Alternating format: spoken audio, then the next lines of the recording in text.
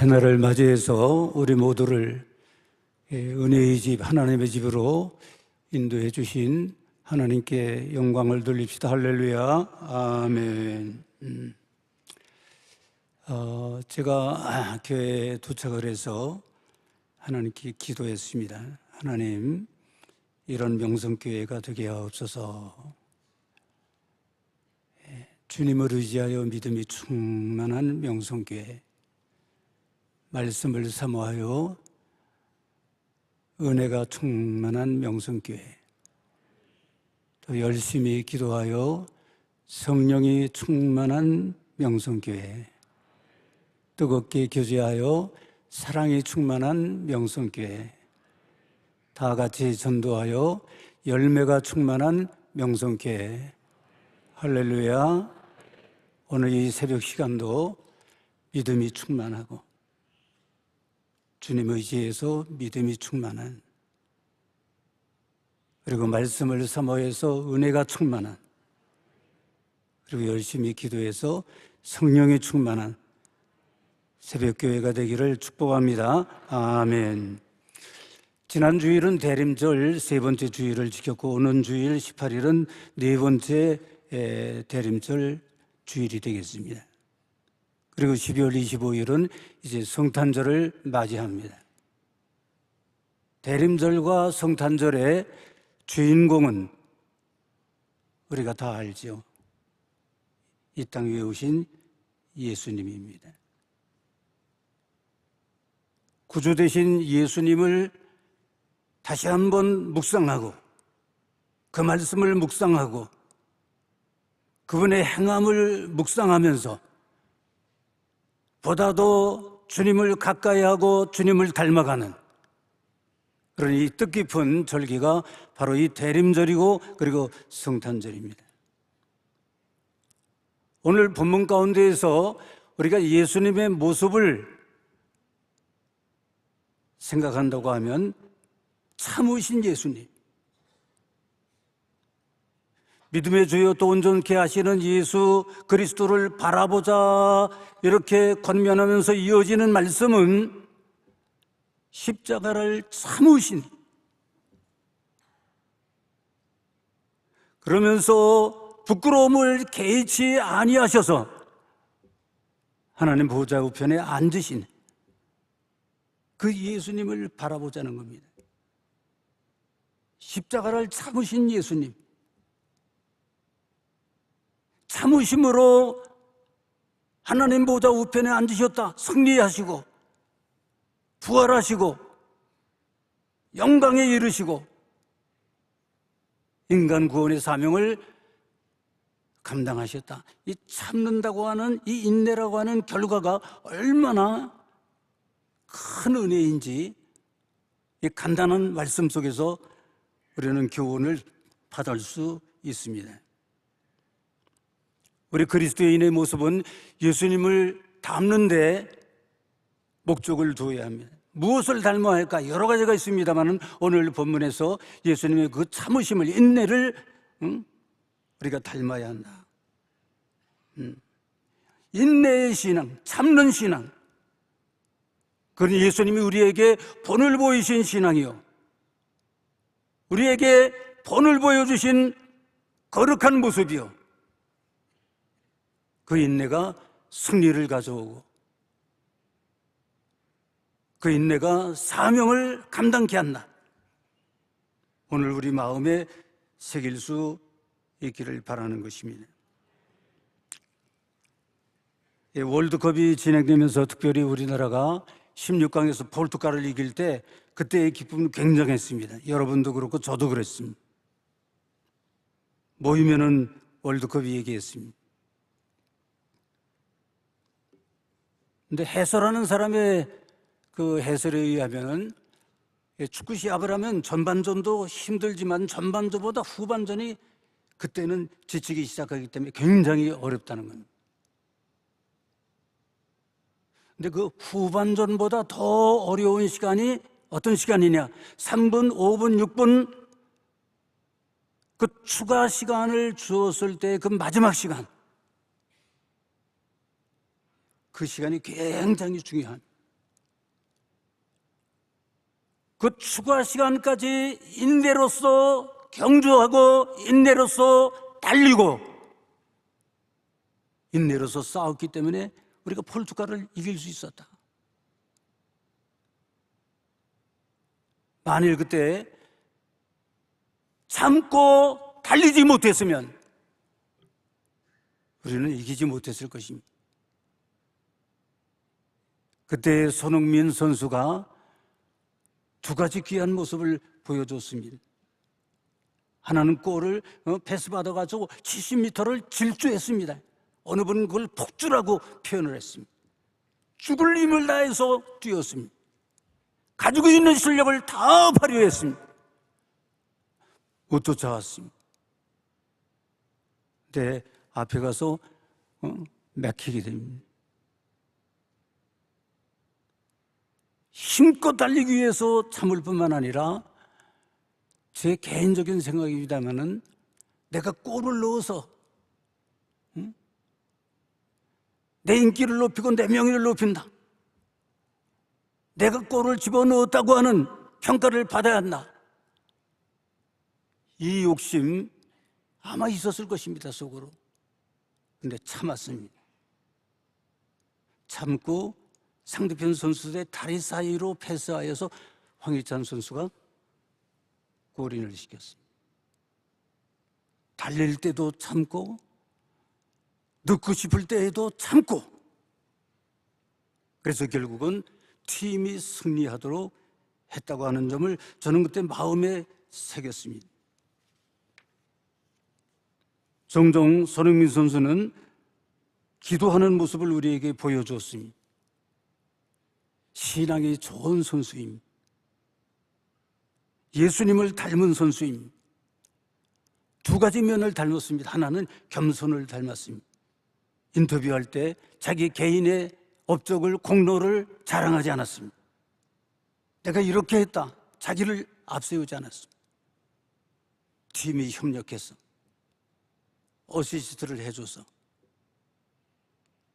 공을 팀에게 돌리고 다른 선수에게 돌리는 그런 겸손을 우리에게 보여주었습니다. 그 아버지가 아들을 가르칠 때 두 가지 기본기를 가르치고 예의 범절을 가르치는 거죠. 이 두 가지를 아주 철저하게. 또 한 가지는 방금 말씀드린 대로 손흥민은 인내의 예수님의 DNA를 가지고 있었습니다. 예수님의 인내를 닮은 선수였습니다.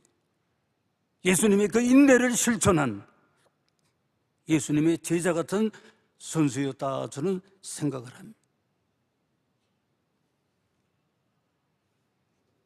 저희 집사람이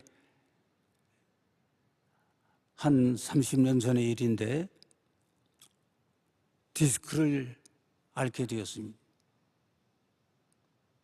굉장히 고통스러워하더라고요. 옆에서 보기가 참 딱했습니다. 그래서 잘 아는 정형외과 의사를 찾아갔습니다. 의사가 다 진찰을 하더니 수술을 할 수도 있고 수술을 안 할 수도 있습니다. 그러면서 하는 말이, 수술을 한다고 꼭 나을 수 있다고 장담하지 못합니다. 제가 솔직하게 그냥 의사로서 얘기하지만 50% 성공하면 그건 아주 훌륭한 성공입니다. 훌륭한 수술.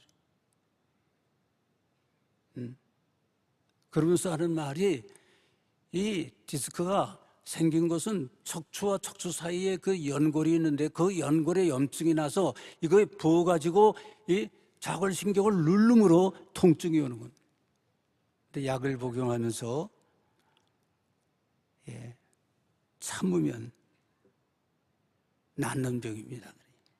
참으면 남는 병입니다. 그러면서 1년 내지 1년 6개월을 참으면 분명히 나을 수 있다. 수술을 받겠느냐, 참고 견디겠냐. 저희 집사람이 수술 받지 않겠다, 제가 약을 먹으면서 참겠다. 그리고 디스크 환자가 해야 할 운동이 몇 가지 있습니다. 들어눠서 하는 거, 일어나서 하는 거. 내가 그거 열심히 하겠다. 근데 그때 교회에서 성경을 쓰는 창세기로부터 요한계시록까지 완필 운동을 시작한 때였습니다. 근데 저희 집사람이 약 먹으면서 운동하면서 그러면서 많은 사람이 성경을 쓰고 있는데 내가 목사 부인으로 성경 쓰는 일을 시작하겠다. 그 허리 통증을 안고서도 성경을 쓰는 일을 시작을 했습니다. 근데 의사 말대로 1년 6개월 되었을 때 성경 완필이 끝나면서 이 허리의 통증이 사라졌습니다. 할렐루야. 배가 아픈가 어째 아멘이 적네요. 할렐루야. 아멘. 여러분, 참으면 이깁니다. 참으면 병을 이길 수 있습니다. 참으면 유혹을 이길 수 있습니다. 참으면 승리하는 줄 믿습니다. 참는 것이 참 중요한.